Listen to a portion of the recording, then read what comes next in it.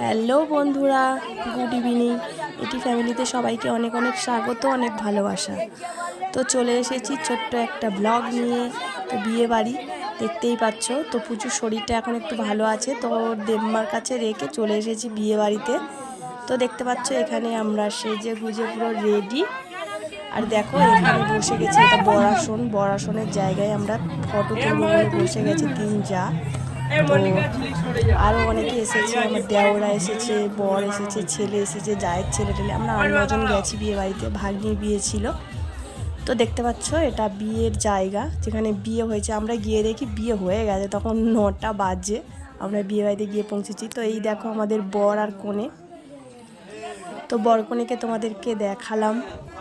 তো বিয়ে বাড়ির মুহূর্তটা ভাবলাম তোমাদের সাথে একটু শেয়ার করি, তো তার জন্যই দেখাচ্ছি তোমাদেরকে। দেখো, তো তারপর না আমরা খেতে চলে গেছি। তো খাওয়ার যে প্যান্ডেলটা হয়েছে ওখানে রাস্তার উপর সবাই নাচানাচি করছিল। এখন তো বিয়ে বাড়িতে নর্মালি দেখতে পাও সবাই মানে নাচ গান করতে বেশি ভালোবাসে, তো এখানেও নাচ চলছে।